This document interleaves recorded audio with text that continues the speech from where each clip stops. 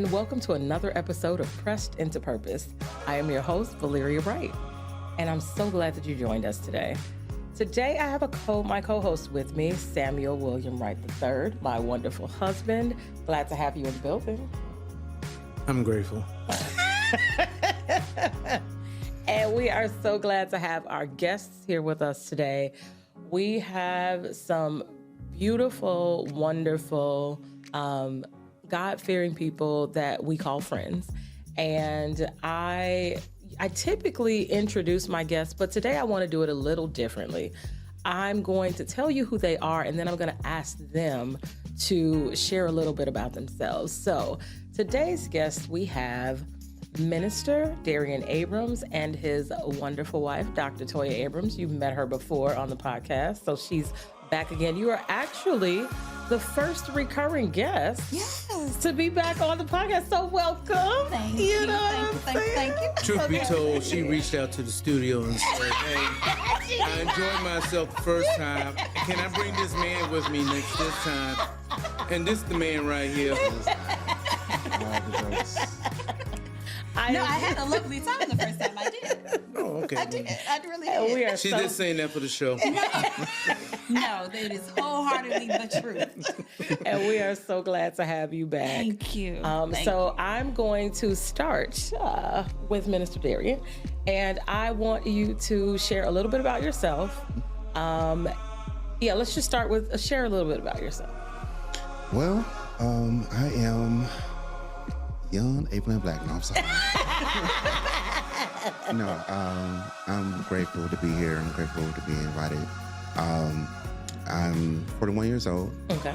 I'm a man of God. Mm-hmm. I'm a husband, father. Mm-hmm. Many have called me a Renaissance man when it comes to the arts. God has blessed me a little bit in all of the fields. Okay. Intentional with loving God, loving people, sharing my gifts with others, helping others, and Okay. And Dr. Toya, how would you look? There's lots of things, but just give us a brief synopsis. Yes, a little bit that you want the people to know about you. I'm a wife. And I get so excited when I say that. I love it. Sure, we'll go into detail about that, but I'm his wife. Yes. Let's be clear on that. Yes, that's right. And I don't know. I'm a therapist, of course, as we know from the last time. A person who just loves to help people. Outgoing, love a good laugh, all of those things. Okay. Yeah. Very good. So I'm going to do something a little different here. So, Darian, give me 3 words to describe your wife.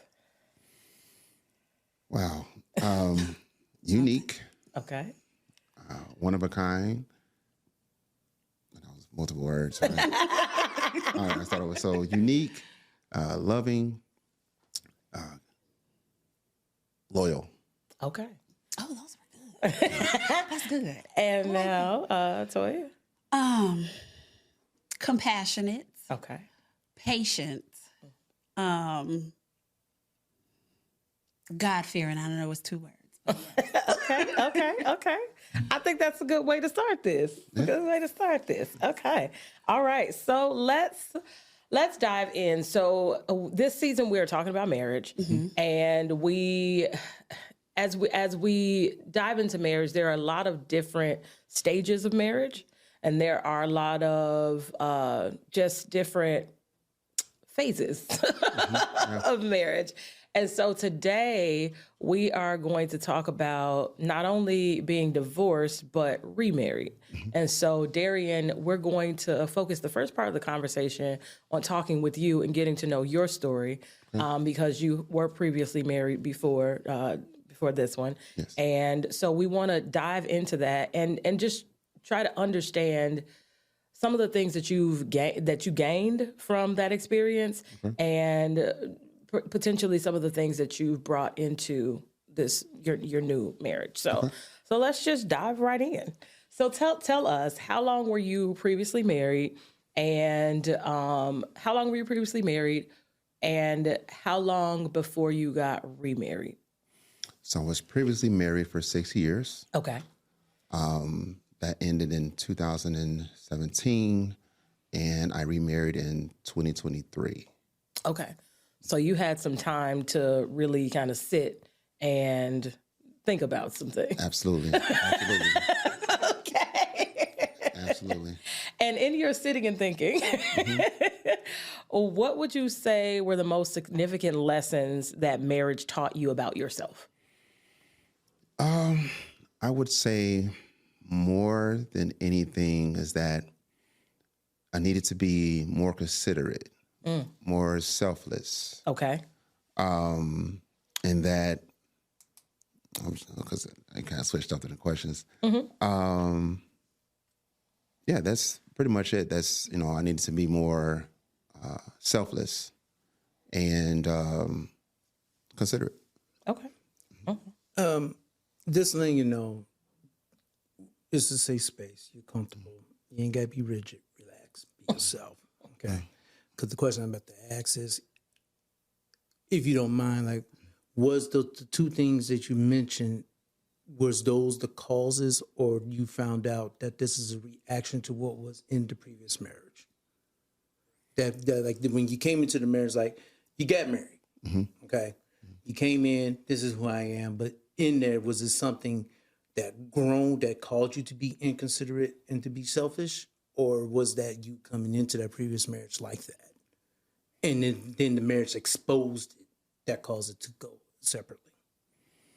I would say that there were things in me, especially being a only child on my mother's side, that was already in me, as far as my mannerisms, as far as being selfish in my thinking and or my behaviors. So yeah, that was already there. So the marriage. So the marriage heightened or highlighted it. Right. Yeah, it exposed it more. It exposed it more. Okay. And was it like a mutual agreement, or was it one sided to say that this has to end? If you don't mind talking about it. Yeah. It wasn't. I think at first it was hard to receive and to look at yourself in the mirror with certain things like that. Yeah. Because, as you may know, the ego doesn't like to be changed. It does not to be confronted. Yeah. So there was a thing, it may have been brought up by my ex, but originally it wasn't a mutual thing agreed upon. Okay. So, yeah. Okay. So so you said you learned that you needed to be more considerate and more selfless. So what insight have you gained about yourself since your previous marriage? And what, in addition to those things, what do you feel like you wish you would have understood earlier? The main thing is, I would say again, being selfless, and not just selfless in, I like to say, A and B and not C, because that C can be significant to the significant other. And so it's like I could feel like, oh, well, I'm doing X, Y, Z over here, but I want to make sure that I'm being selfless in every area, that I can be. Gotcha. So because sometimes, like I said, those little things, the nuances, the things that you leave out can be very significant to your significant other. So, Absolutely. yeah. And so you divorced. You dealt with the pain of the divorce. So was it the fact of the divorce that allowed you to self-reflect, or was it something else in the midst of when you was divorced that saying, you know what, let me examine what went wrong? Like, was it like, what was the cause of your journey of self-reflection and healing to be today married? Was it divorce, or was it something else? It was definitely the divorce. And then everything that came along after that. And just hearing stories from others, because, you never get married to get divorced. Right.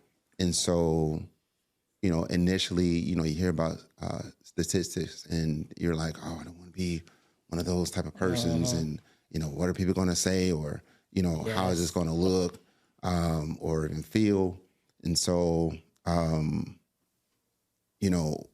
taking time to just self-reflect and put other people, other men specifically who have been through what I've been through. Okay. And see how they went through their journey of healing. Okay. And just restoration within themselves. That was really helpful. So just having this around a nice circle that was genuine and intentional about my betterment. Okay. That definitely helped. That is.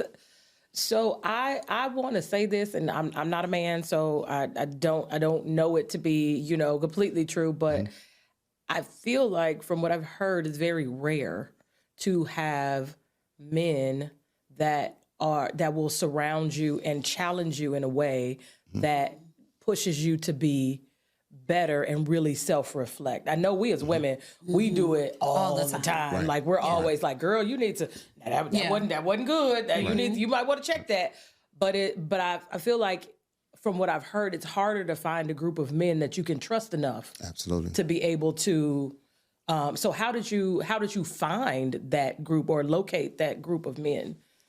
Well, I definitely had a lot of bad examples of how I could have handled things. Yeah. But then I had, a lot of good examples. And just from my youth or my childhood or just the things I was around from when I was younger, stuff I saw or heard about, I was like, ugh, I never would want that to happen with me, or I would never want to experience that.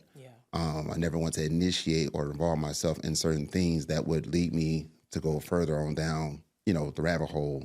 What matters. And so I wanted to go a different way. So seeing how others handle things and their consequences and how they, some people recovered, some people, they didn't, and they're still healing today. And so I wanted to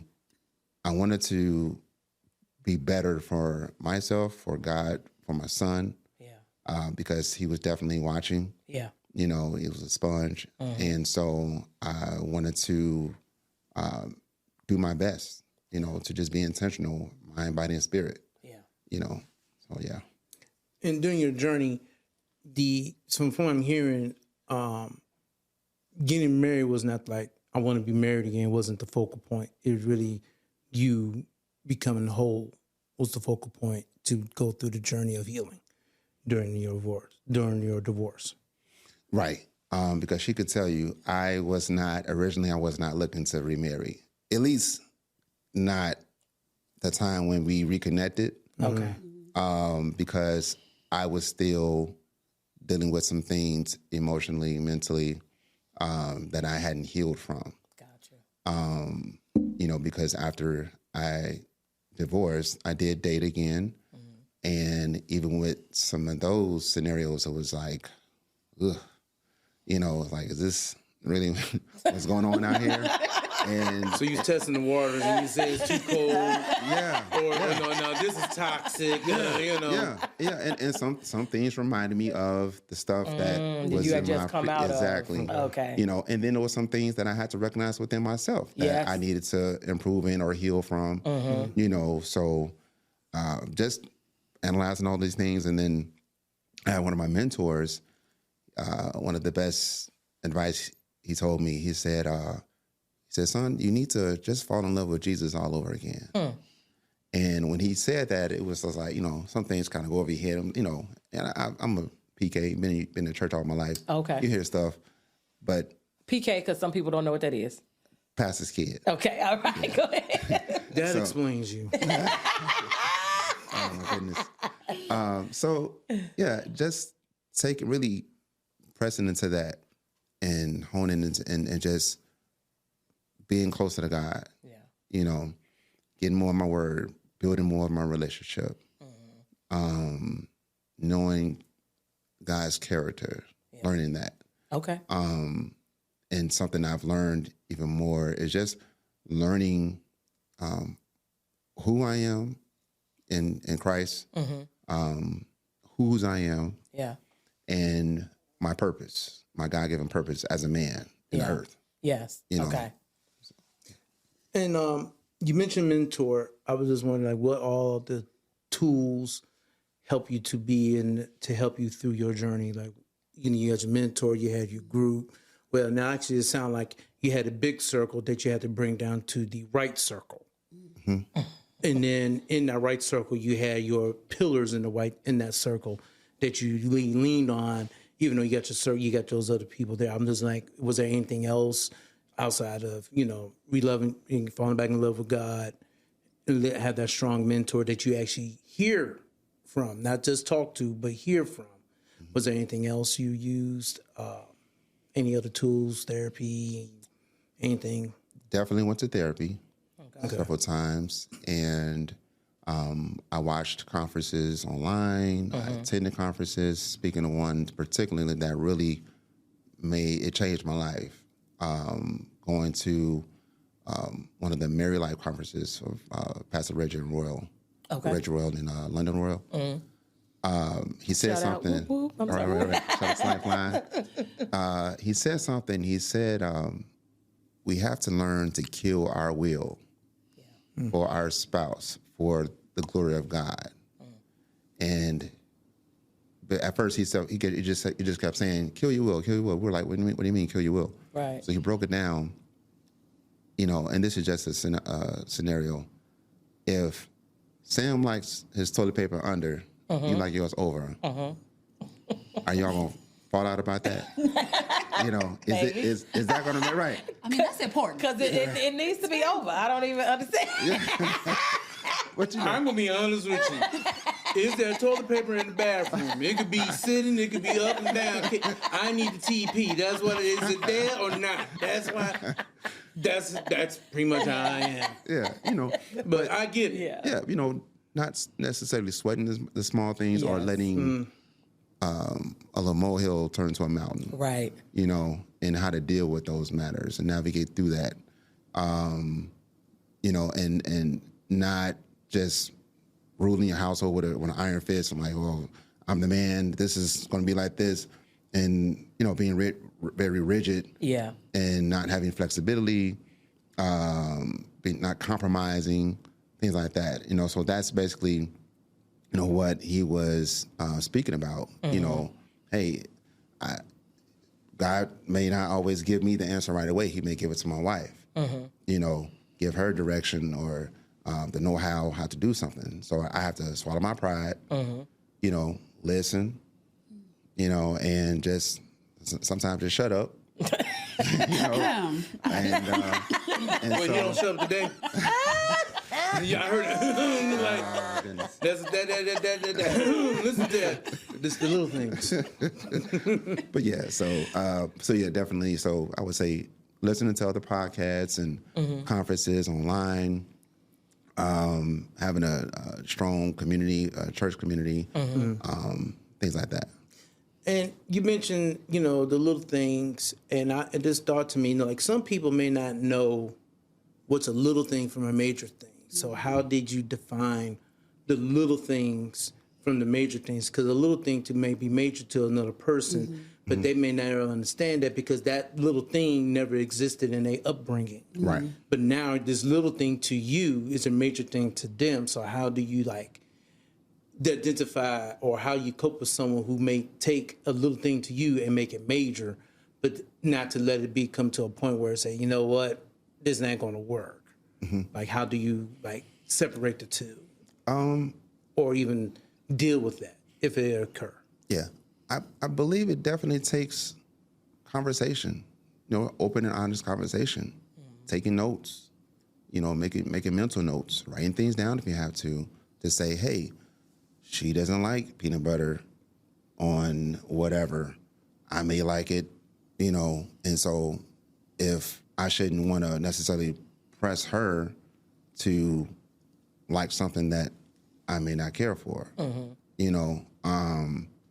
so and maybe ask more questions. What's the background? Get of some this? clarity. Yeah. Why is this important, or why is this not? Why do you feel this is not important? So doing a little bit of more investigation and inquiring about you know, those little things versus the big things, and even within yourself. Yeah. You know, yeah. So just, and then we even did a workbook. Okay. You know, and it challenged us to ask our questions to ourselves and to each other, and it helped us to be able to now communicate those things that, you know, things that may have been going on but we may have not understood. You know, well, why is this and why is that? So it challenged us to get more direct. Gotcha. You know, and more in depth. The question. So, I'm sorry. go ahead, because I was gonna move us backwards a little bit, but go ahead. Okay, but you can go backwards. I was going to ask this one question. I am going to go backwards to be in the right direction. When I asked the question about all the tools, and you mentioned conferences and sermons and talking to mentors and your group and therapy, how did you cipher what to listen to? Like, because it's a lot, you're getting a lot of information, but how do you decipher what is applicable from what you was hearing to help you get to the destination that you're going? Because that's a lot. You know, you had a lot, which is great. Yeah. But how do you say, okay, I got 100 things coming at me now, all this can't fit. What is it that I need? Like, what was the guide? What was the cipher to say, yes, this is it. No, this is not. I believe with me, it was definitely Holy Spirit to help me decipher going through that, to see the things I needed to bring immediate attention to for myself, whether it was just versus other things that were just good to know. You know, I may have not experienced those other things, but, you know, I made a nugget, oh, that's good to know. I didn't know about this before, or I can use this in case I come to this situation. Okay. And so, yeah, the Holy Spirit definitely has, you know, it helped a lot. Yeah. All right, now you can go in backwards. So I want to go back, but I want to go back to understand your origin story. Like, how did you all come together? Because you mentioned earlier that, you know, when she came back into your life. So tell us how did you all come to be husband and wife? Oh, thank you. So for those that don't know, we've been knowing each other since we were about 12 or 13 years old. This is my first boyfriend in the 8th grade. Wow. Dated, yes. We dated for Couldn't leave me alone. No, I'm just really. saying. I'm just playing. You planted the flag early, huh? Say, hey, I want you to remember me. So we dated for about 3 years off and on in our teenage years. And of course, we were still in school, still remained friends, even after the relationship kind of just dissolved. And then after that, of course, things happened. He got married, and I ended up in a relationship that was 15 years long. And so I think we kind of reconnected around, I want to say 2020, maybe 2021, somewhere around there. And I think, and I'm going to be honest, because it's funny when I tell people, I saw a video of him working. Okay. And I think my first message to him was, your hands are ashy. You need to go put on some lotion. That was my message.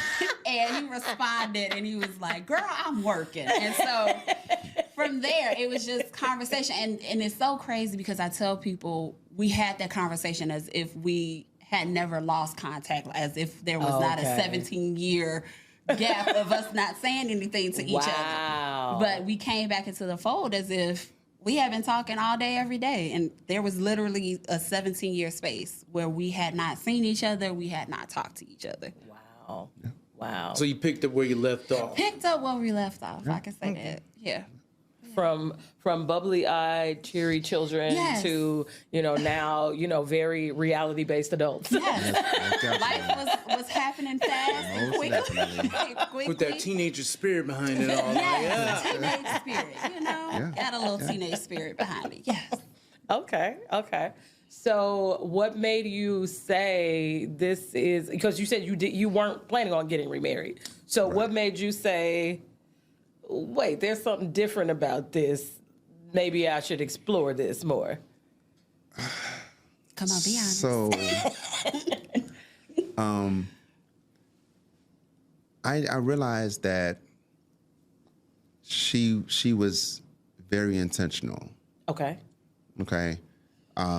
She had a good foundation, upbringing, as a young woman, and in regards to how to be with a man.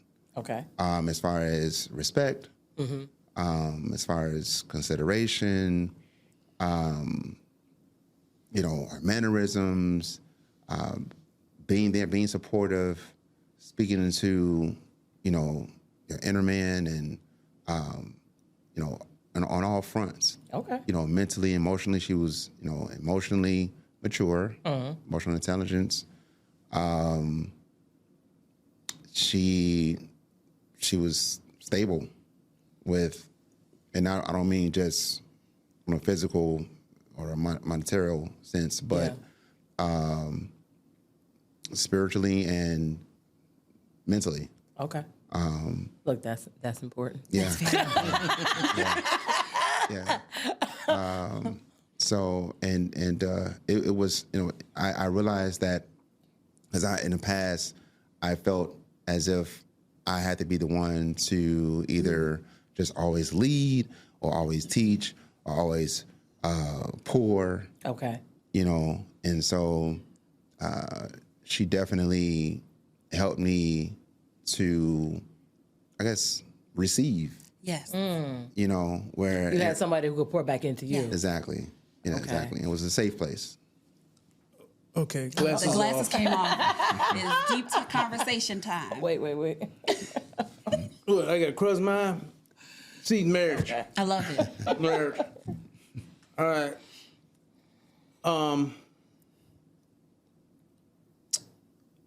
So, in essence, when you came back together, you saw the maturity. You saw a mature woman. So I'm going to pose this question to you. Yes. Was that always there, or was that because of the previous 15 years you developed it? I'm going to say 50-50. I think with my upbringing, there was just some things that was just instilled in us. There was just some things we had to do and we had to know. In that 15-year relationship, I was much younger than the individual.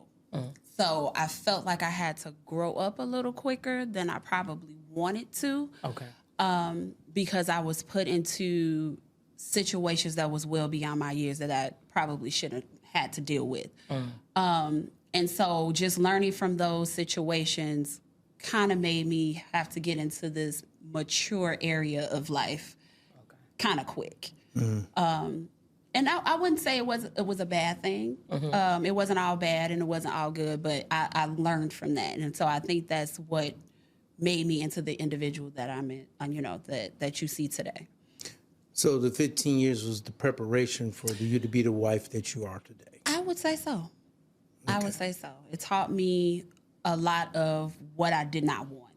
Because I was only 19 when I got into the relationship. I had no idea what I wanted. I didn't even know if I wanted to go to school or not. So let alone making very tough decisions about what I wanted in a man was not, coming from the family, we couldn't have boyfriends. And I know my family don't listen to this, we couldn't have boyfriends. So you didn't know what to even look for in a partner. Like, what's my non-negotiables? What am I okay with? What am I not okay with? I had no idea. I'm still a kid, technically. Essentially. Yeah. So, and, I had to learn those things. And back to you, it seemed like it was revelational for you of the character of what she has. Was that something you always was looking for, or was that something you just became aware to because of your journey from your previous marriage? I would say a little of both. Because being in my previous marriage, there were some things that I accepted or I tolerated. And I knew it wasn't maybe the best, to my best benefits. Okay. Or for my health, good for my health. Okay. And, just being around her, and as we developed our new relationship, I noticed that certain things I probably had to be I felt kind of cautious or eerie about. She let me know, hey, it's okay. And so just being able to open up, being transparent with some things. Which was difficult for him. Yeah. It was very difficult. Well, how long were you all in your reconnected friendship before you decided, let's take this and transition into a relationship? This was 2020, like after later on in the year, late in the year, is when the conversation started, and she actually opened up to me as far as how she still had feelings for me, basically. Wow. From all those Shot years. my shot. From all those years past. You presented. You presented. He shot because he could not have received the presentation. Yeah. Thank you. And so she opened up about some things, and I was shocked. And there were some things that I was just timid about because I was actually fresh out of a relationship. The year prior to. And so I was discouraged on a lot of different fronts. And, I questioned a lot of stuff, and then I have to be honest, there was a past time we were in high school and, she kind of broke my heart a little bit, And so he still hung on to that. Listen, that puppy love can sometimes take you out. It leaves some real scars. You know what I'm saying? I didn't know that. I thought he was joking, but he was very, very serious. Very serious. And I was like, okay. So I had to take that into consideration. Yeah. So hit me right here. But y'all discussed it, we did. Remember that time I was at the locker? That was really a real conversation because I'm like, boy, I was 16. And then to me, it didn't hold as much weight as it did for him. So now as an adult, I'm looking like, man, that really did impact him and how he maneuvered in other spaces in his life. And so I had to bite the bullet on that one. So basically, you're the more, I want to say, intimate, emotional of the two. Yeah. Because if you held on to that and she moved on, or was that doesn't? Thank you. Or is that more so the commitment you have into the relationship, the investment you put in? Because you said she broke your heart and you remembered it.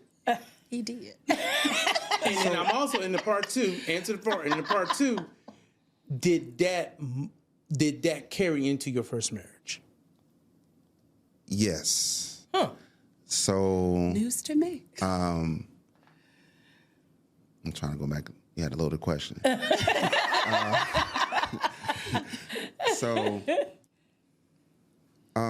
Just because she was like my first little puppy love, girlfriend, and that experience did affect the way I kind of, in my development, because I was still teenagers. Just going through that whole process and navigating through all of that, because I didn't know, I wasn't aware about counseling back then. Right. Teenager and all that stuff. Yeah. So just trying to navigate through all of that the best you could, seeing other examples, whether it's men in my church or, men in my family or whatever. Just dealing with all of that, and just, I think just looking at how I was functioning before versus how I could be. Yeah. Like if there was areas of opportunity that I could make to be better, just weighing all that stuff out, just to see, like, I used to watch the Cosby Show all the time, right? And I know this sitcom and it's fictional or whatever, Right. that was an imprintation on me. So, and it's in other shows and in other couples, being at my old church and seeing the deacons and the deaconesses and the pastors and the first ladies come in. And, you know, I admired that. Yeah. You know, that was something that I wanted to emulate within, you know, when I did get married. Yeah. And so and then even though the family dynamics, you know, I was real big on family. And so, you know, come from a very loving, caring, generous family. And so when something like that happened, like with that being my first relationship, you know, as a teen, and then the heartbreak, it was like, well, this is different. Right. You know, I don't know. You know, it hurts. Yeah. And you just don't want to hurt like that anymore. Right. So what can I do differently to not hurt this way? Right. And protect. You know, and I'm thinking, and she would say she watched the shows and stuff and things too. So I'm thinking like, well, you know, we had built a friendship. So I'm thinking like, well, how can this person have hurt me like this? You know, and so it made me more cautious. Yeah. It was a blow to you know, my conscience. You know, just even being sure of who I am. Yeah. You know, as a man, and not let that pain turn me, you know, into a negative type of vibe. Yeah. You know, going with people or with the relationships. You know. So you say more cautious, would you say more guarded? Yeah. As well. So as you move forward, maybe you weren't as open, or maybe you were just looking for any sign of what you experienced before, because wait, hold on, that might lead to some heartbreak. Right. So let's not go there. Right. Exactly. Yeah. Most definitely. I mean, because we are human, we adapt. Yeah. So as we go through life, have different experiences and experience different, you know, trauma. We learn how to adapt so that doesn't happen again. I mean, you know more than most. so yeah. Okay. Yeah. So I was just asking the question because, you know, like our pastor said, historical makeup. And because of the fact you was an early age, like you said, you didn't have the counseling, you didn't know how scarring and deep that went, that it could have built the, could have built up that character that when you went into that relationship, that inconsiderateness and all that stuff, because in essence, you felt that she was inconsiderate of your feelings at that time when she hurt you. Right. Yeah. And so, you know, because it's a breeding ground. Like, oh man, hold on now. Yeah. I got your tuna fish, and you said, and I brought it to you, and you did this, you know, and I ain't trying to go deep, but I ain't gonna lie. We can talk offline. I want to know, what did you do to hurt my man at 8 and then back in the teenage days? Not at 8, Lord have mercy. Okay. Moving on. All right. No, you gotta answer. No. And it's, on a serious note, and another thing I want to mention is that I have to realize too that just because I was around that culture of married couples and seeing that reflected on TV, the Cosby shows and all that stuff, I had to realize that not everybody wanted to be married or had that desire to have that type of lifestyle, you know. So I'm thinking like, marriage is great, right? Yeah, you know, it's something that we should want to do, and it's, you know, it's a God appointed thing, and you know, but everybody has their journey. Yes. Right. Everybody has different historical makeups, and some people may put on a front because it feels good or it looks good, or I want to shoot for that way, but in reality, behind closed doors, you're not really even mentally ready, emotionally or spiritually. Yeah. You know. So, yeah. So you mentioned that you have a son from your previous marriage, and you do not have to answer this question if you do not want to answer the question.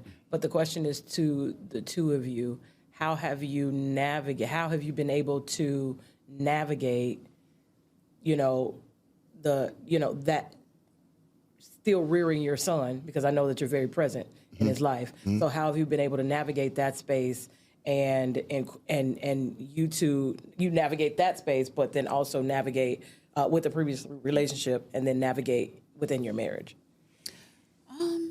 For me, as a person who does not have children, he made that process easy.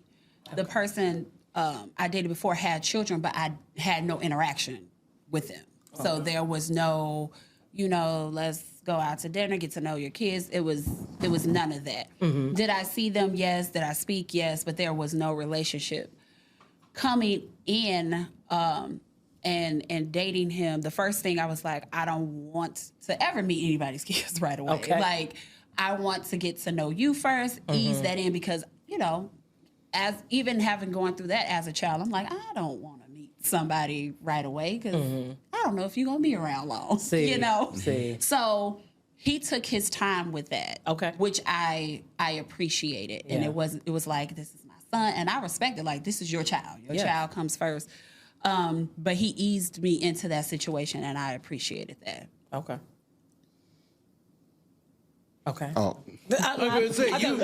We can move on. If you don't want to talk about it, ain't no problem. We don't have to. No, that I was very cautious, about bringing my son, around another person or my significant other. Yeah. And because I'm always going to be his father, he's always going to be my son, and so just even navigating that whole piece of, letting my son know that, hey, as he got older, because the question did come up, well, what happened between you and mom, and going from there into now me being with someone else. Yeah. And then as it got older, hearing his voice, his opinion on things, and what he felt, even about her. Yeah. So that was important. So I took time with that. Okay. Mm-hmm. I respect that.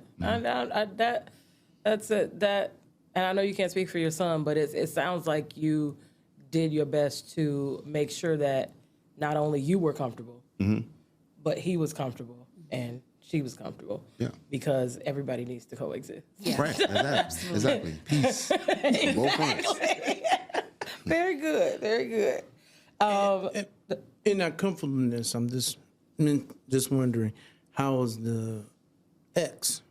How you dealt with the ex in this situation? Because you mentioned you being comfortable, your son being comfortable, you being comfortable, but through him, she's in this as well. So how did that work out? Where she's, if you don't want to talk about it, because I know she's not here to speak on it. Right. So I do want to respect that, but if you don't want to talk about it, we can move on. I would just say that it's a process. Okay. It's a process. All right. So. All right. So on that, a question for you, Toya. As you came back into his life as a friend, and you have had to watch him navigate some things. Yeah. How do you feel like I guess that's really not. It's because you really hadn't talked for 17 years. Yeah. I guess that's probably not even a relevant question. So I might just skip that one. I'll just edit that out because it might be relevant. She's interested now. I'm intrigued. Well, the question I was going to ask is, how has watching his life after divorce, how has that shaped your understanding of marriage? Ooh, see, that is a relevant question. Okay, all right. Watching him, and he mentioned something earlier about him being guarded. Mm-hmm. It taught me patience, which is something he can tell you. He's been knowing me a long time. I do not have. I have no patience. But it taught me how to be gentle and how to be a safe space for him. And in us being married, it took a while for him to actually open up and share things with me, because I know there was probably a time, and he can correct me if I'm wrong, where sharing things probably just fell on dry land. It just didn't land where it was supposed to. He didn't feel safe in those spaces.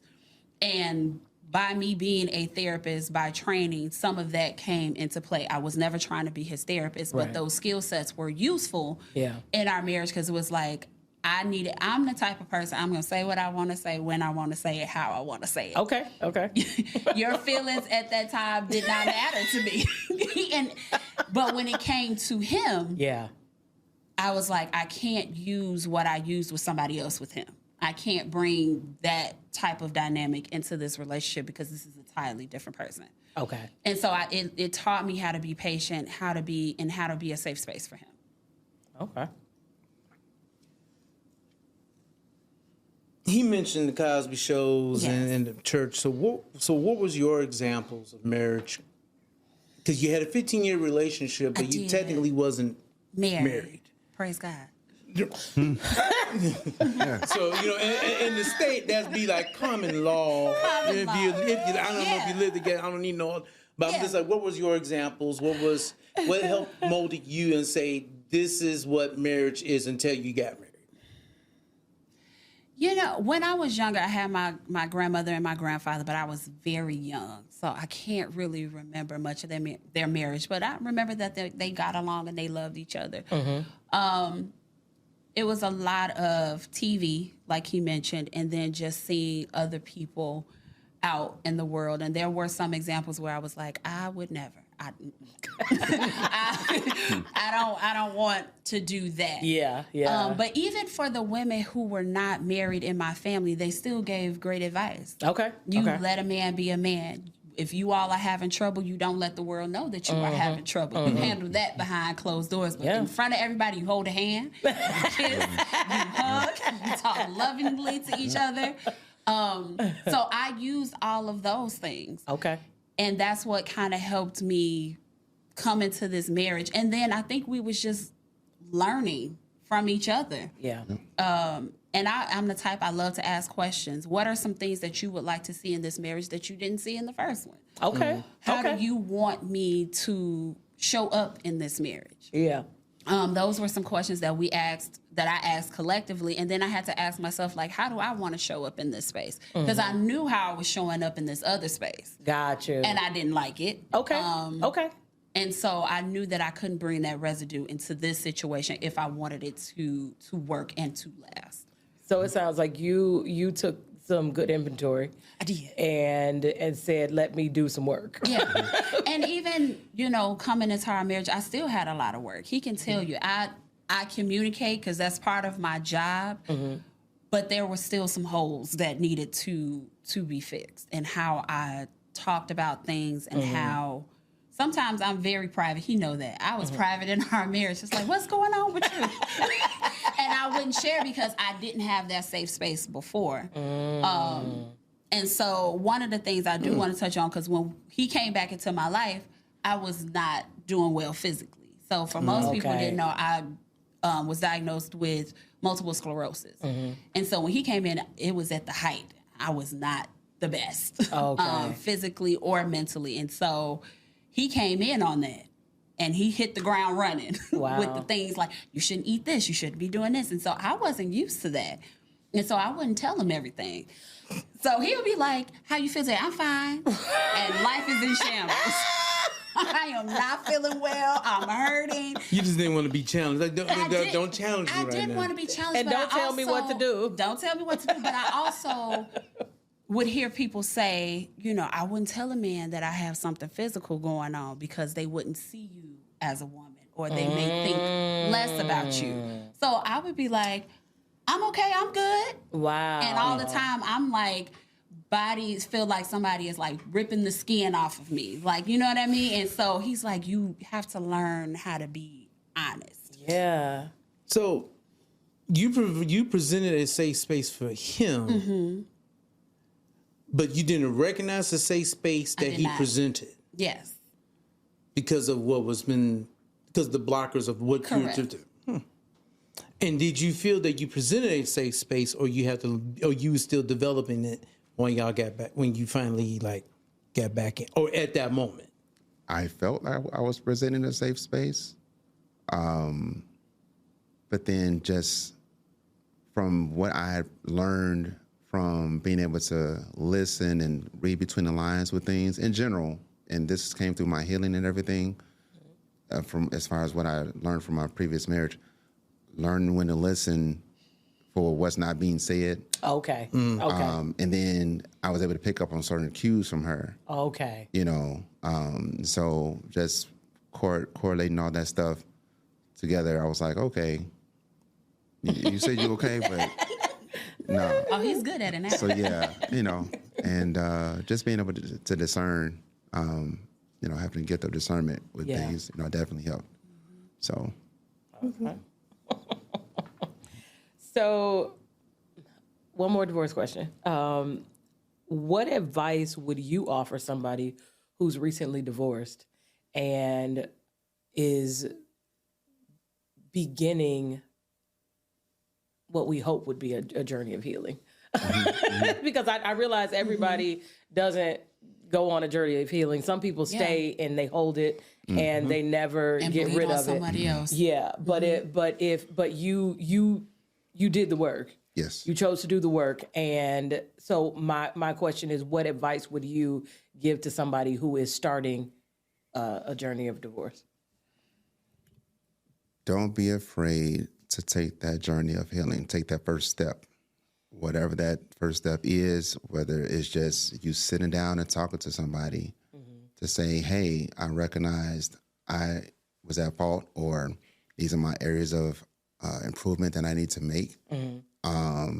Take that first step, whether it's talking to a mentor, talking to a pastor, talking to a counselor.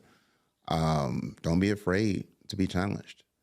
It's all going to mold you to be better. Yeah. You know, help you heal. You don't want to get out of mess with mess and go into something else with mess. Right. Because Just you just gonna gonna have have even you bigger just gonna mess. have a big old pile of mess. Yeah. You know, and so you don't want to bleed out Yes. on other people. Yes. You know, so yeah, definitely take that first step. You know, hold that mirror up to your face and realize, hey, you ain't got it all together. Yeah. You know, and don't hold yourself in condemnation. Yeah.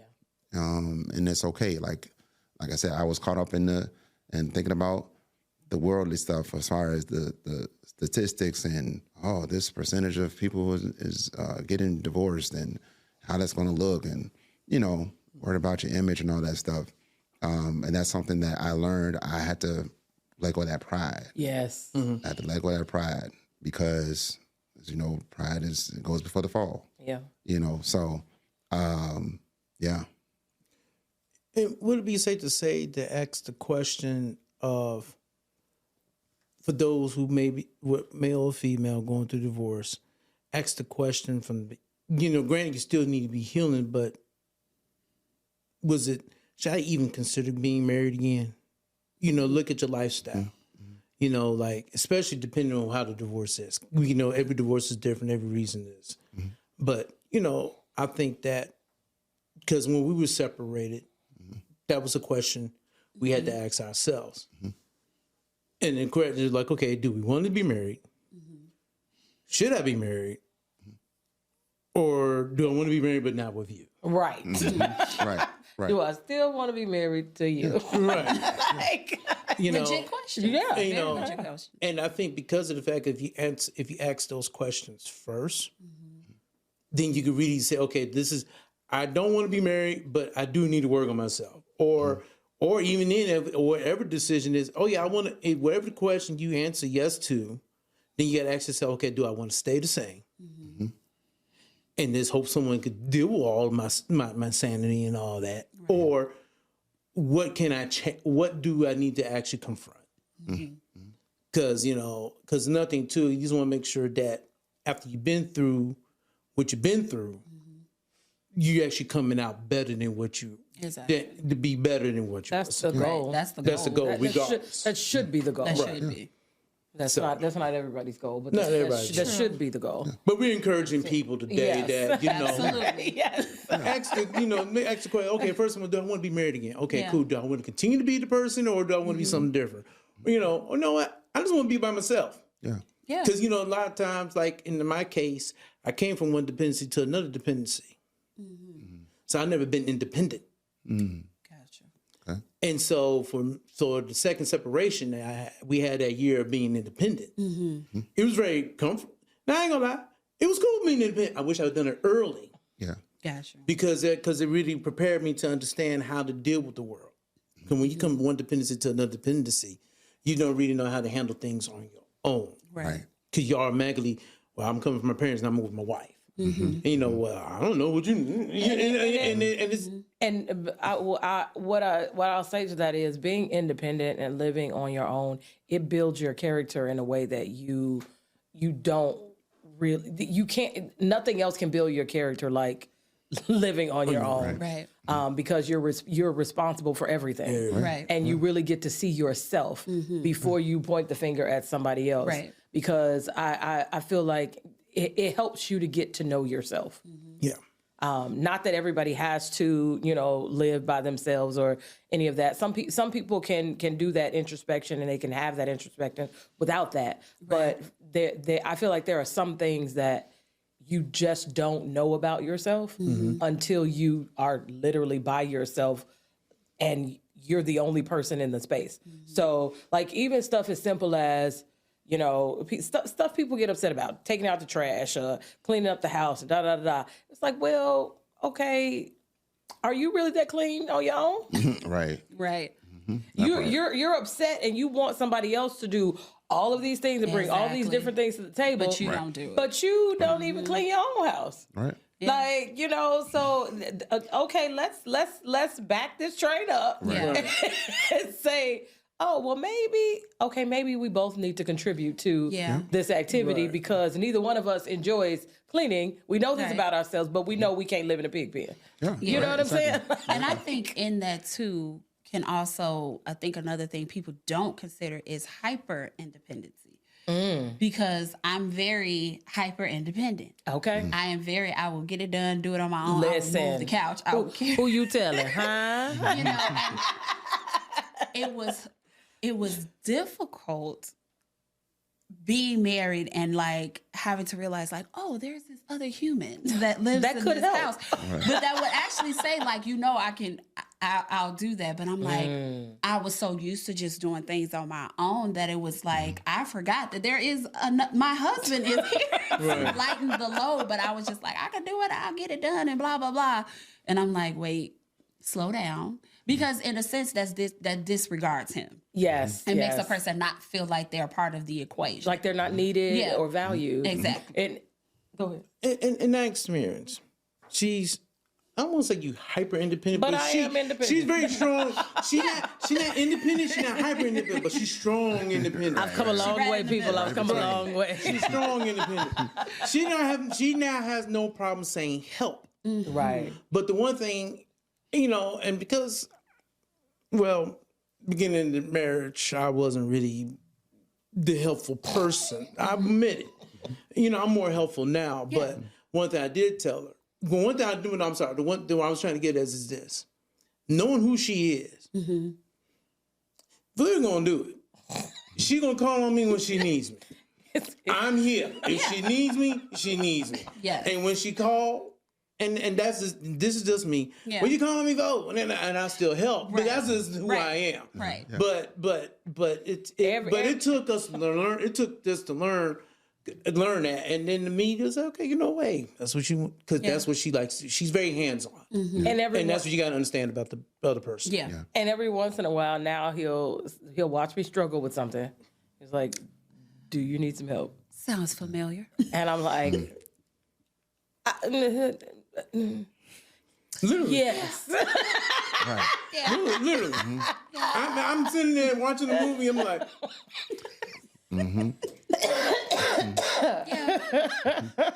are you good? And apologizing. Yes. She almost threw up the first time she had to I really thought I was apologize. having a Oh stroke. my God. The first time you had to apologize, I thought I was having a stroke. goodness. I really did. I Taking think accountability. I think what people My God, today. I feel like, before everyone gets married, I really do feel like everybody needs to go to premarital therapy and do all of those things. For sure. Because it made me realize that in my family, we don't apologize. And so it took my generation to realize that these people in this family we really don't apologize. Like, we don't hear, I'm sorry. It was always, I'm sorry if you felt like that's not an apology. And so when I was going to therapy, my therapist was like, well, did you apologize to your husband? I said, well, I said, I'm sorry if, and she was like, that is not an apology. And so when I really had to sit down and learn to say, I'm sorry, I thought I was having a stroke. My chest, I literally ran out of the room. I told him, I'll be right back. Oh my God. I said, I will be back. So Before or after you say I'm sorry? That was before. I couldn't get the part out. I couldn't Like it's get it kryptonite. out. And I was like, I'll be back. And I had to get myself together because I'm like, in my mind, amidst defeat, I'm like, I shall never. And I was like, okay, Wow. we got to practice. Yes. So I would be I'm in the mirror like, I'm sorry. I'm sorry. Sorry. So I had to practice. We went to the extent of researching, just like there are the 5 love languages. Yeah. Yes. There are Apology apology languages. languages. Really? Yes, by the same author. Okay. We took the test Yeah, because it was bad. Took it. I encourage that all the couples It was do bad. Oh, wow. Yes. It was Your bad. apology language. My Apology language. Yep. Okay. I have to check that out. Yeah. I've gotten better at I feel like he's always been pretty decent at apologizing, but decent. when I say pretty decent, because it's one thing to say the words "I'm sorry," but it's But to another actually thing meet to the action. Yes, for the action to change. Yeah. you see what I'm saying? So Exactly. that's why I say always have been pretty. We decent. talking about saying the words I'm sorry. Oh yeah, he was good. He didn't mind saying he was sorry, but it's But like, it's the okay, but action. is there changed behavior behind that? And so, but I struggled to say I'm sorry. It wasn't that bad, but I struggled to say the words because it was just like, and maybe it was feeling like I was feeling defeated. I don't know, but it doesn't take anything from me to apologize. Yeah. It used to take weeks. Yeah. Now in minutes and hours, I can Yeah. come back what? I'm sorry. Yeah. Yeah, I was going through this. I was feeling this. I am sorry. That's not the way I wanted to come off. Yeah. Da da da da. Woo, woo. Yeah. And it has. I feel like it has helped us. And to tag on to that, I had to learn the fact that even though what she did hurt me, that doesn't mean she didn't love me. Because in the beginning, when that happened, I'm like, what the word? You ain't gonna, because she didn't see the fault in it. But even though this is what you did to me, but the fact was because of what I did was magnified by the like Hiroshima and Nagasaki when she had the firecracker too. But yet, to me, the impact of that firecracker was like Hiroshima. Yeah. And that's going back to the little things is major to some. Yeah. And what's little to you is major to another. Yeah. And that's where but I had to learn that even though in that, there's still love. Right. Because it wasn't malicious, or in some cases it may be because of the fact of the emotion took over the intention of the love that said, hey, I'm being serious, but I don't want to hurt you. Right. But, when things like that happen, like this recently we had something happen, and I'm not gonna lie, the Holy Spirit will let you know, assess the situation. You see what's happening. Think about what led up to this. Yeah. You trying to do something, she's trying to do something. Right. So there's a lot of going on. It's not intention, but it did come out because she got all the things that's going on came out this way. Yeah. Right. And next thing I know, I'm like, all right, ain't nothing. I'm just gonna go on about my business. I feel, and she heard it in my tone, but I know she loved me. Next thing I know, she got a call. Hey, look, it was not my intention to come out that way. I know it may sound this way. I'm sorry. There's just a lot going on. And I even say a lot going on, but I also learned is I receive. Yeah. Because a lot of times you can get apologized to, but you never say I receive. then are you really open to receive the apology? Exactly. Or you want that person to really understand the depths of your pain?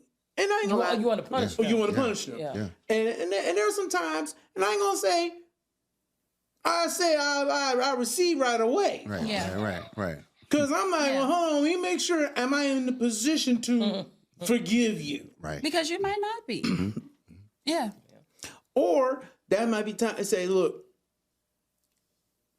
let's take a moment. I need to explain certain things. I need you to understand why I felt this way and why this happened. But that also takes time of one, presenting yourself as a safe space and identifying the safe space. Absolutely. And then that's where love of God comes in, because every marriage, it should be founded and centered around God. Yeah. Because he is the expression of love. Absolutely. And in that, we become, he's like the conduit to help us to understand. Right. And that's what we learned in a second. Yeah, we definitely can relate, because there were times when certain things would happen and I would either convey something to her, and it may have been in a passionate way, and she may have, And I somewhat, heard it a different way. yeah. Yep. And so sometimes what I meant for good, or to help her, she was offended by it. Right. And it wasn't necessarily even just me. I wasn't saying it in a meaningful way, but it was just, I guess she had never been challenged in a certain area before, And so when she would react, I would pause and say, now, wait a minute. Is this something, are you taking this out? Is this something that I did or I said that's making you feel this way? Or is it something triggering from your past that you experienced? Good question. Right. That's causing you to receive or think that I'm Attacking you. yeah. You know, so we have to deal with that and navigate through all of that. So I would definitely encourage couples to do that. And to also, your believer, know about being equally yoked. Have to be equally yoked. What does that mean? It's not necessarily, not everything is 50-50. Not everything is 50-50. She may be stronger in one area. I may be not as strong in another area, but it balances out, right? I may be more knowledgeable in something versus her, as long as it balances out, that's where, some people, they get it twisted thinking that, oh, well, I got to be making $100,000 a year and you got to be making $100,000 a year. And, if it ain't that, we can't roll. We can't rock. I mean, that's ideal, but that's not reality. It's not Yeah, reality. right. No. Well, I gotta be a size or whatever the women's sizes are that are ideal. The women's size. You know what I'm saying? You gotta weigh this much, and I'm weighing this much, and I drive this type of car. You gotta drive this type of car. No, that's not what equally yoked is about. You have to be spiritually disciplined. Mind you, everyone is on their own journey. Neither one of us have arrived. Right. We're still growing. Yep. But even in coming into our relationship, yes, I understood church. I had a relationship with God and everything. Her story was a little different. She'd been in church when she was younger, but as she got older, drifted away, which we all have done at some point in time. And so just coming to understand what it is, having more of a relationship with God, so she was able to receive, me teaching her things with that, because a person, if they're more seasoned spiritually, doesn't necessarily mean they're not a good person, good fit for you. True. You know what I mean? Because if their heart is pliable and ready to receive, then we can grow. Right. Even with that. So yeah, definitely make sure you're equally yoked. I always encourage, like I mentioned before, know who you are. I would even say first, know whose you are. That's getting to know God more, getting to know his character, his word. Because as you do that, you will it will be revealed who you are in him. Yeah. You know, those characteristics and qualities that make you unique and different, and make you special. And so, thirdly, to know your purpose as a man or as a woman in the earth. What were you put into this earth for, in a relationship? What is the man's role? What is the woman's role? Right? And that could look different in every relationship. Yeah. Right. Yeah. You know, so, but the basis, but the basis, you know, should be biblical, right? Yes. Should stand on biblical principles, Yes. right? Yes. The man being the provider and the protector and the priest in the household, the woman being the nurturer, you know, those type of essentials. So, yeah. So when you actually answered one of the questions that I was going to ask, but no, it's good. I like it. I like it. That means that the conversation is flowing just as it should. So because the question was going to be like, how has your relationship with God influenced you? And it sounds like it has definitely guided you through every stage of your journey. Right. So what do you go ahead? How God influenced you? Because that's what he said. How it influenced you in this. And like he said, I'm just reconnecting to God and doing all of that stuff. And I had to, in this space, I had to learn how to hear from him because I was so used to just following my own advice. Okay. The greatest. And so I had to learn how to center myself and learn how to hear his voice in this process. Because there are times where I'm in the beginning, because we've had some challenges in the beginning that kind of just had me question, like, Lord, do I need to be married? Should I be married? Is this the path for me? And so I had to learn how to just stop talking and learn to listen and learn how to hear his voice and understand the woman that he wanted me to be within this marriage. That I had my own idea of what it was, but I think God had another idea of what it should be. So some people would ask the question like, well, what do you mean by hear God's voice and how do you hear God's voice? And so can you kind of unpack that a little bit? Yeah. So I think we have a lot of worldly things that we turn to as far as when it comes to marriage, but I had to learn how to get into the word. Okay. And he's taught me that. And I had to get into scripture and learning how to put scripture to the things that were showing up in our marriage to kind of fix those problems and not leaning on, because it's easy to go outside and ask somebody, Valeria, what would you do? And get that advice. Don't use it. Might be good, might be trash. It might be a little trash. And, you don't want to start bringing all those outside influence into your home, because now it becomes something very different. And I always wanted to keep my marriage sacred to us. I'm not saying not take advice for the people that love you and want to do better, but you got to learn how to decipher. Yes. And what to keep and what not. And so I was like, I'll turn to my mom. That's shout out to Sylvia Patterson. I love my mommy because she was a big part of this. And so I listened to her, but she'll also tell me, pray about it. Yeah. See what God wants you to do in it. She said, because I know as a mother, she's speaking from a motherly place, right, what she wants for her child. But, talk to God and see where he would lead you in these places. So I would definitely say for me, reading the Bible, praying more, just spending that quiet time has helped me a lot. Okay. We've mentioned purpose a lot, excuse me, in this conversation. And so what do you all believe is your purpose together? Because I believe that that when God brings couples together, that he brings them together for a purpose. So how do you feel like you all are still discovering what your purpose is, or do you feel like what your purpose is together? It's funny that you mentioned that. It was always a desire of mine to be in a power couple where we are movers and shakers in God's kingdom. Okay. Where we're helping others, we're doing ministry together, making an impact in the kingdom for His glory. And so, just simply being obedient, to God and just following His lead and helping others as we help ourselves.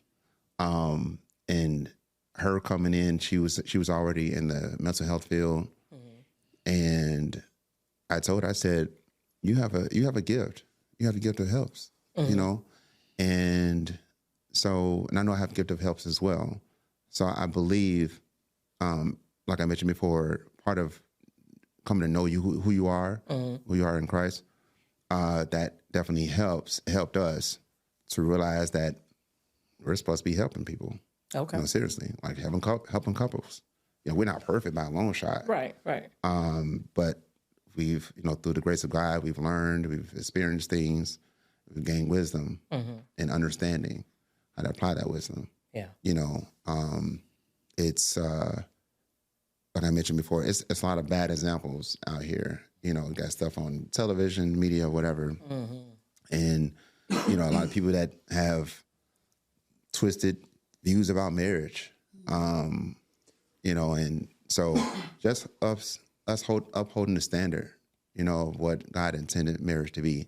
I believe that He has called us to not only be an impact or be helpful towards each other, but towards the world, in our communities, our little world. Yeah. So. And how long have you all? I should have asked this earlier, but how long have you all been married? 2 years and 4 months. Yeah. Okay. Yeah. How many days? She had the months on there. I had the months because it'll be 4 months on Tuesday. Oh yeah. Okay. Well, technically Wednesday. So you all have really. It sounds like because you did so much work prior to, and you did the premarital counseling, like you did your individual work and you did premarital counseling, you all have been able to establish pretty quickly what you wanted your marriage to look like. Yeah. I would say so. You came in with wisdom. Yeah. And I think we kind of knew, like, this is what individual, like, this is what I'll stand for. This is what I can't. These are things I'm willing to compromise on. Yes. And I think that was something I was like, look, what are your non-negotiables? Because I don't want to do anything that's going to trigger you or remind you of something. So we have to talk about what this is going to look like. Because I told him, I said, I can't come in on shaky foundation. Like, we can't start that. Right. Come on. And I was like, it's like with anything you build, you can't build it on rocky ground. So I was like, we have to have some type of understanding when we're coming into this space with one another, what we want that to look like. Yes. Now, are there going to be some chips and some cracks along the way? Absolutely. But can we remodel this? Yeah, we can. Can we fix this? Of course we can. Right. But having those conversations first, and I feel like starting out as friends, being this is as a person that I liked as a human, and I told him, even if I were not married to you, I like you as a person and I will have you as a friend. Gotcha. And so having that understanding made it easy. So is his hands ashy now? No, and they are well moisturized. That's what a good help me to do for you. I can't be with a man with ashy hands, work or not. Your hands better not be ashy even while you work. Hilarious. So I guess to kind of wrap things up, because I would still consider the two of you newlyweds. You're in this newlywed stage, and I love it for the two of you. Thank you. When I look at you, I can see that you love one another. I can see that there is intention. And In coordination. yes, always the coordination. Always the coordinated couple. Wait a minute. What's the lining looking like? Yes, I can see the intention and just it's sometimes you can. No, I don't want to say that, but I can see from the two of you that it is important that you honor one another. Yes. And that you respect one another and that you love one another. Like that, that is it in early conversation when I first, met you, because I knew Darian first. Like when I met you, I was like, she is very intentional. Like, you know what I'm saying? And so I can appreciate that about you, but I can appreciate that about your relationship because you all both want to be here. Yes. Right. And you both want to be in it for the long haul. Absolutely. My favorite tagline is, I don't play about my husband. and I don't. And I don't. And you don't. And I don't. I can tell by the smile. My goodness. Yeah, that joker like smile. Yeah. She don't play with me, y'all. So what kind of, as you are building this marriage to last, what advice would you give to, I asked you about advice that you would give to a man who is navigating this new journey, but now to you, what kind of advice would you give to a woman who is entering into a relationship, a marriage for the first time with somebody who has been previously married? Like what advice would you give? I would say definitely be open with the communication. Have hard conversations. I feel like a lot of us shy away from conversations because we are afraid of what our partner may think and or say during those times. But be open with your communication. Be transparent about how you're feeling within your marriage. Because when you're first starting in, you want to be this bright-eyed, bushy-tailed couple. You want all of these things. But there may be some things that come up. And know that your spouse should be, it doesn't happen all the time, but they should be your safe space. You should feel comfortable enough to say, hey, babe, I'm feeling X, Y, and Z. But just being transparent, being open, being honest about however you're feeling or whatever is coming up for you in those conversations. And just be okay with having uncomfortable conversations. Ooh-wee. And it's difficult. It's difficult. It's just like I tell my students when you're doing therapy. It's okay. You have to have those uncomfortable conversations because if you don't grow. Correct. I don't know. And be open to receiving feedback. I don't call it constructive criticism. I call it constructive feedback. Okay. Be open to that because I need to know how I'm showing up as a wife. And I do check-ins with them. How are you feeling in this marriage? Yeah. How am I showing up as a wife? Are you satisfied? Are there areas of improvement? Because I can't grow as a wife if I'm just always shutting him out, not asking the questions. I feel like both the spouses should do that. And I told him to ask me. And you have to be, but you also have to be open to receive what the other person is saying. Yeah. Because that could go left. Yeah. But if you're open to receiving, you really want to do the work. Exactly. Then it would make a grand difference. And I couldn't come in just because we've been knowing each other almost 30 years. I couldn't assume that I knew him. Right. I had to relearn him as a grown man. Yes. That has had a past, that has a son and all of these things. So just because I've been knowing him since I was 15, you can't assume that because we should always be evolving. And if we're not, that's a problem. But we should always be evolving as humans. And so that's why I always check in with him hey, how are things flowing? Is it something we need to work on? So those are the things that I would say. Okay. Anything you? Well, I know it's directed, but you're now married. Yeah. I would just say, just learn to be selfless. One thing my pastor Royal mentioned before, he said, the biggest problem in relationships is selfishness. Everything stems from selfishness. And so whether it's infidelity or abuse, abandonment, neglect, whatever, it all stems from selfishness. So just analyze where you may have a lot of selfish ways within your thinking and or your behaviors, and try to heal, unlearn some stuff, and get growth, get help where you need it, and grow. You should always want, like she mentioned, should always be going to the next level and something, growing. You may have been, this 20% may have worked with this person before, but now you're with someone else. So now you may need to increase to 40% or 60. Yeah. However that may work out for you. So, but yeah, just learn to be selfless. Because that thing, it helped me, and not just marriage, but in every type of relationship, business, family, just try to be selfless and give people grace. Yeah. God gave us grace. He forgave us. Learn to forgive. Forgive yourself. Yeah, forgive yourself. Forgive yourself. Don't hold, I keep saying my pastor. Shout out to pastor. But he mentioned everyone is greater than their last mistake. Yes. You are not your last mistake. You are not what you did that may have offended someone or, harmed someone. So, yeah, just, learn to deal with those inner things, wickedness within yourself that you need to rid yourself of and heal from. Yeah. So, yeah. And I want to piggyback on yours. Everything you say is true, but I just want to add one thing. Yeah. And you kind of said it. I just want to make it a little, to me, this is the way I process. Yeah.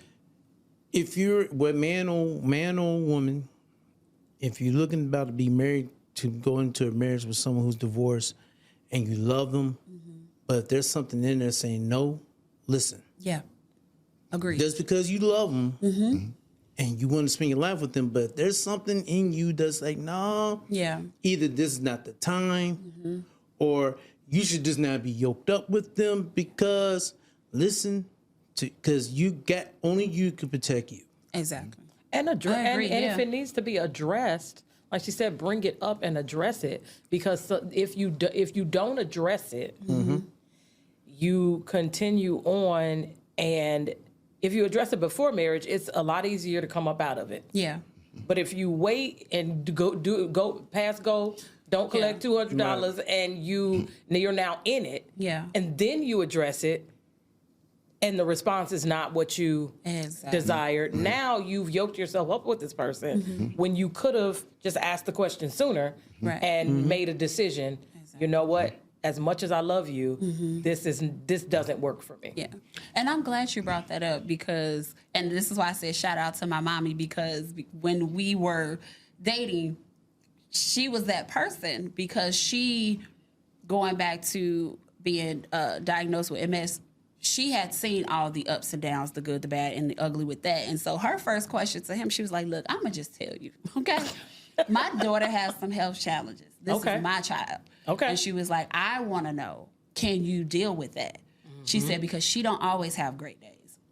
Some days are good and some are not. And I need to know, are you able to handle that? Because if you can't, you need to leave her here. Come on. So because I can handle it. Because I can handle it. I'm her mother. But she was like, when I give her to you, she's yours. And Shout I need out to to Mama. know. Yeah, she didn't play. And I was like, Mom. She was like, no.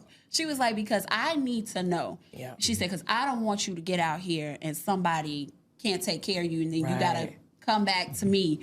And she was like, I want to know. So she was giving him the 100th degree. She did not play, but those were conversations that I wasn't going to have with him. She was like, well, if you don't do it, then I'll do it for you. And she did. And sometimes we need the advocate.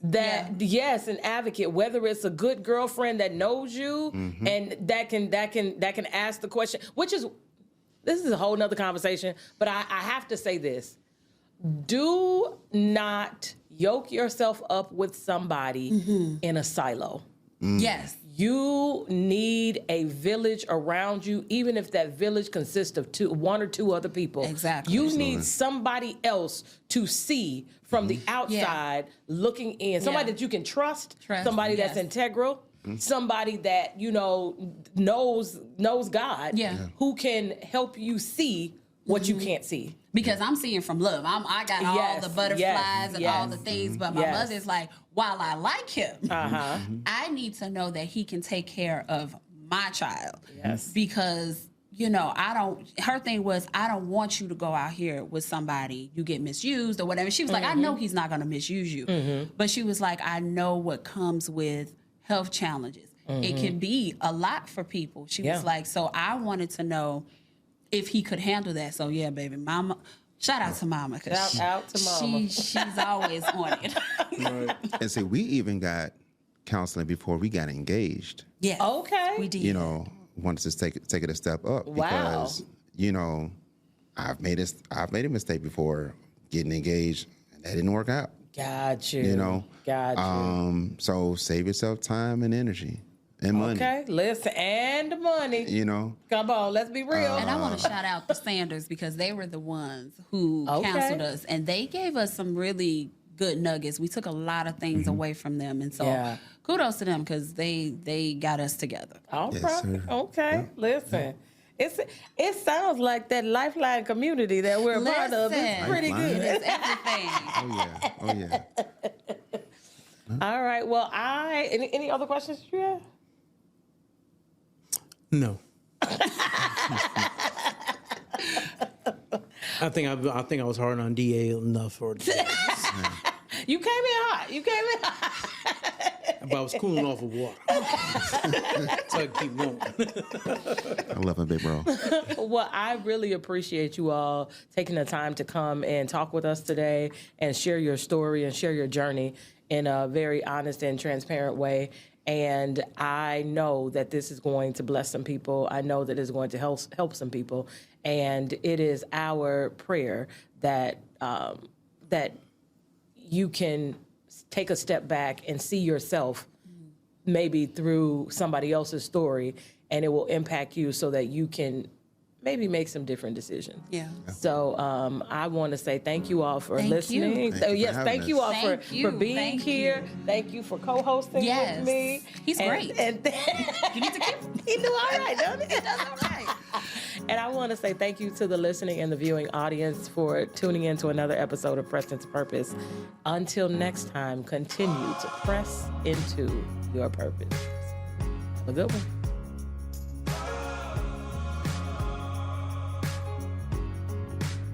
On the next episode of Pressed into Purpose, we resist the sandpaper.